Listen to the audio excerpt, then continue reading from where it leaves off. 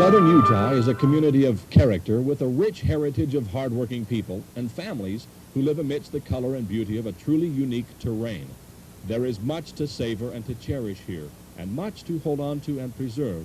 But life is changing, and St. George is changing.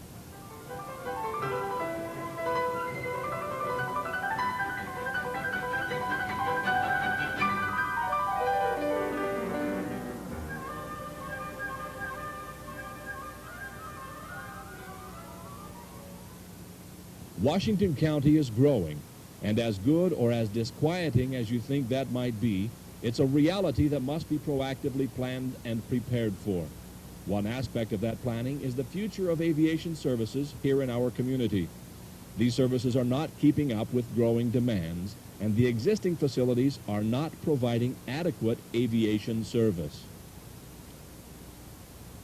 Two-thirds of those who need commercial jet service actually go elsewhere.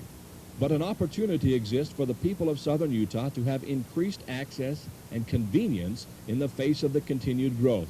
And after nearly 2 decades of looking at the need and looking for the solution, the city of St. George has an opportunity to act. The airport was talked about long before I was on the council. And I was on the council to begin with in 1980. And we discussed it then. And in the 80s, we were talking about the airport should be out in the basic area of where site number 1 is. That's where we felt the future should be. We had met with the Washington City and felt like we had kind of identified boundary lines between the two cities. And of course, councils change. And I'm probably one of the few that's left on the council that was there through all of the stuff in the 80s except for 2 years.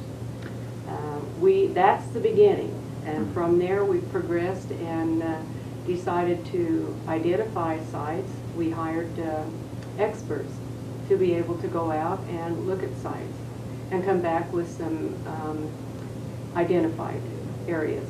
And I believe it was 5 areas that they brought back in that would be projected sites. We looked at everything on those. We looked at all of the pros, all of the cons, and we boiled it down as a consensus on the city council to the preferred site being airport site number 1. The existing St. George Airport is a good airport for what it serves. However, based on the limitations that are a result of being on a mesa, the airport cannot safely and efficiently accommodate large commercial service aircraft. It has design, dimensional deficiencies right now, which can only be accommodated by lengthening the runway.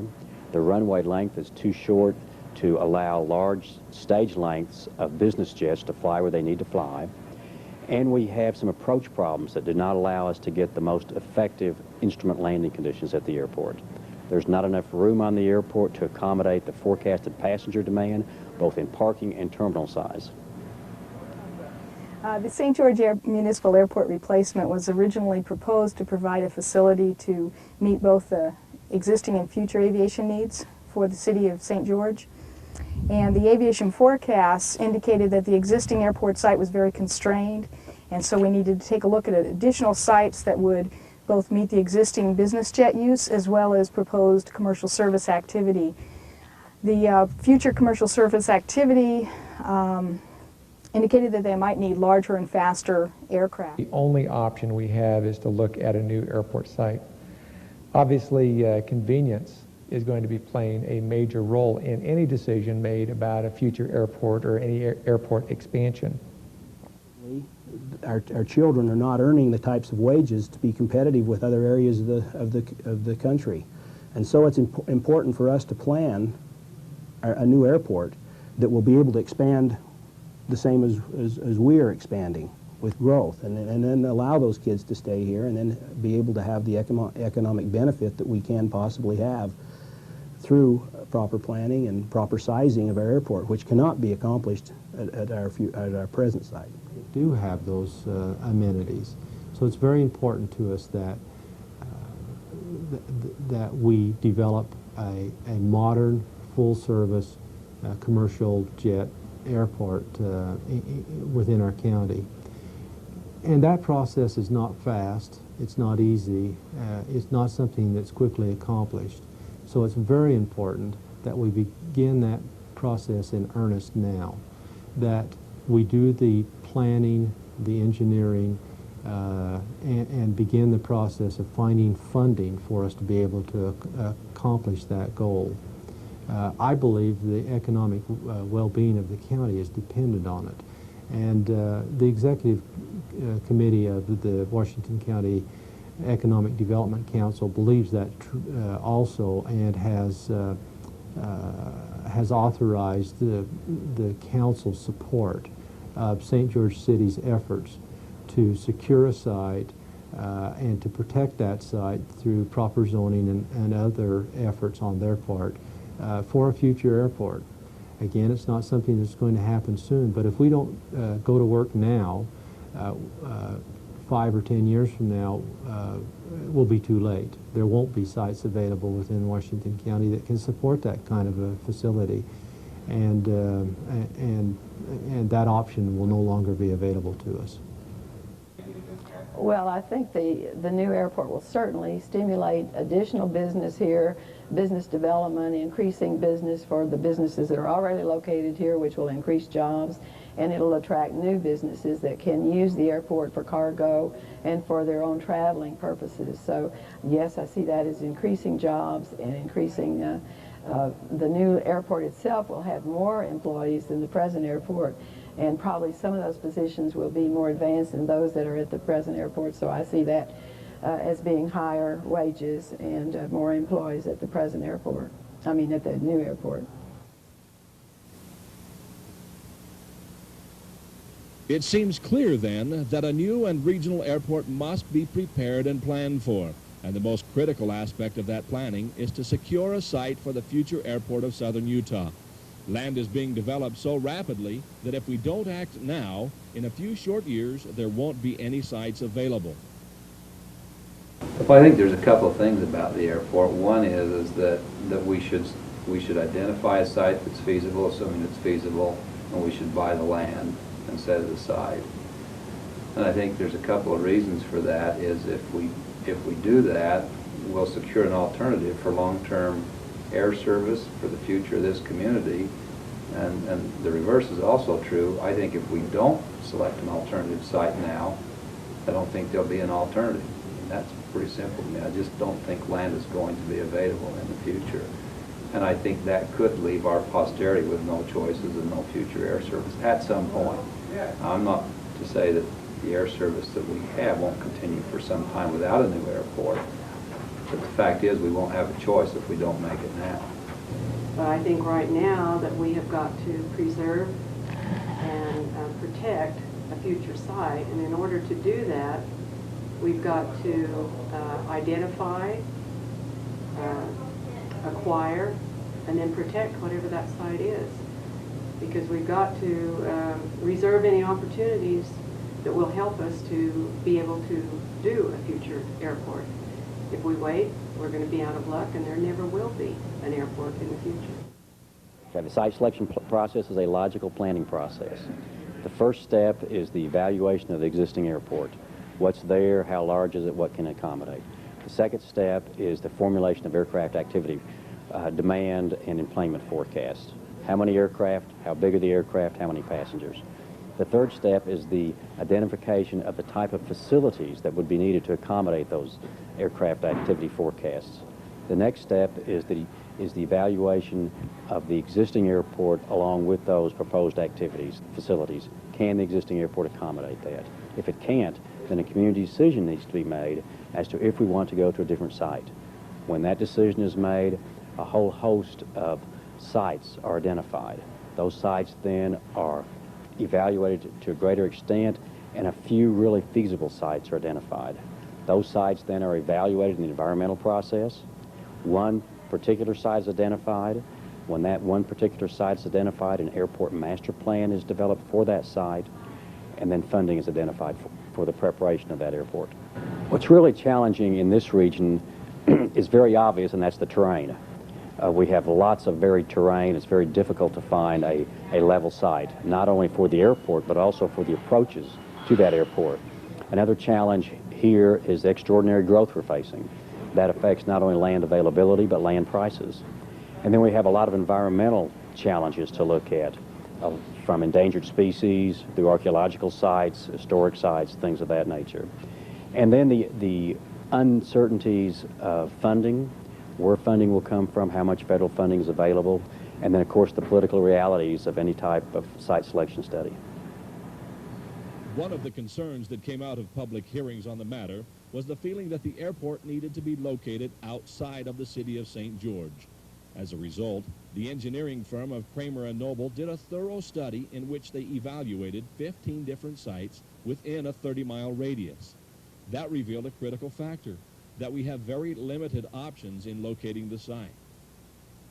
The area of study shows large mountain ranges. On the north, Pine Valley Mountain. On the west, the Beaver Dam Mountain Range. On the south, Black Rock Mountains. And on the east, Hurricane Cliff. It became clear that there are no viable options away from the city of St. George. Site 1 gives a lot more land that is needed for expansion. We can also put in a parallel, general aviation parallel runway on this site. We do have expansion. We do have a room to expand for further growth down the road, the 20, the 25-year time. We won't be working ourselves into a constraint position again. We will have plenty of land that we can expand our airport and also expand our length of our airport. Unlike the other sites considered, there are no intrusions into the surrounding airspace, which makes this the safest choice. Information that I've seen that they presented in the hearings, there were several sites taken under consideration with the idea of building an airport in these different locations. And the site designated number 1 seems to be the one that has the least number of natural terrain obstacles in the vicinity of the desired location of the airport. And this is good because if you've got natural terrain features that are detrimental to the location of an airport, then you either have to change your intended location of the airport or start thinking about tearing down these natural terrain obstacles. And when you start talking about tearing down hills or mountains, that can be pretty expensive, as well as limiting your approach path or takeoff path, as the case might be, if you're going to head toward that obstacle or where that obstacle originally was. So from that standpoint, site number 1 seems to be the least expensive location in which to put an airport so far as the construction of the airport itself. If safety truly is the consideration, it then follows that the safest and most favorable airport site be procured at this time. And just as critical is that it be acquired not months or years down the road, but now. Well, to me it distills down to 2 things. To secure future air transportation needs of this community, I think we definitely need an alternative site, and we have to do more than talk about it. We have to buy the real estate, set it aside, because that won't be an alternative. And I just think that gives us the choice in the future, whereas our current airport simply is very limited in its choices. We operate some 50-seat jets. They can't be commercially used at this airport, no matter what we do to the airport. Now, I'm not here to say that that has to be, we have to have 50-seat jets to have viable air transportation in St. George. I don't think we're to that point yet. But I'd hate to preclude that from being a possibility 5 years, 10 years, 15 years from now. And by not securing an alternate site, I think we've decided that we will not have anything bigger than, some fairly small turboprop airplane forever and ever, because there will not be an alternative 10 years, not at a convenient location.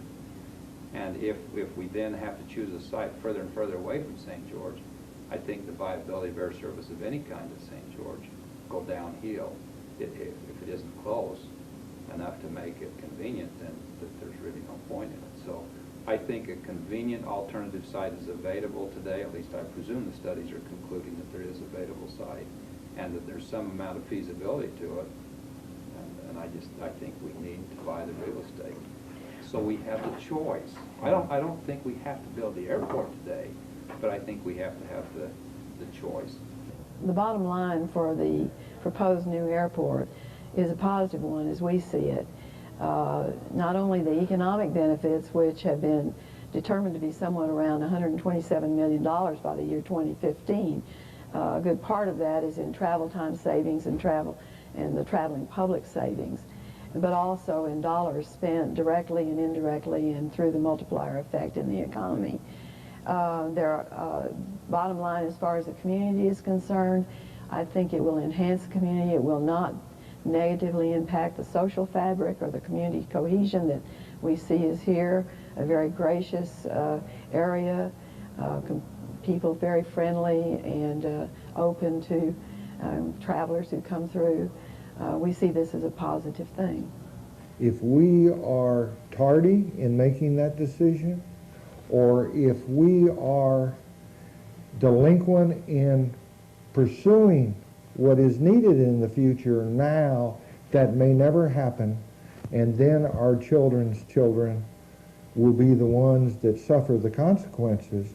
Well, when Brigham Young first had St. George settled in 1862, even from the very beginning, St. George has had great planning, great leaders that have made us be what we are today. There's no way we could be at this point in time without people that have planned for our future, mayors, councilmen, city planners, and to have the beautiful streets, the beautiful scenery, and the things that we have around here, the way we plan for the future, the water, the power, all those things that we've had could not possibly have happened without those planners that have gone before. And so I think it's very critical that we as community leaders at this time do the same thing that they did for us, so that we can pass on to our children, generations to come, the same benefits that we're enjoying today, and that can only be done through proper planning.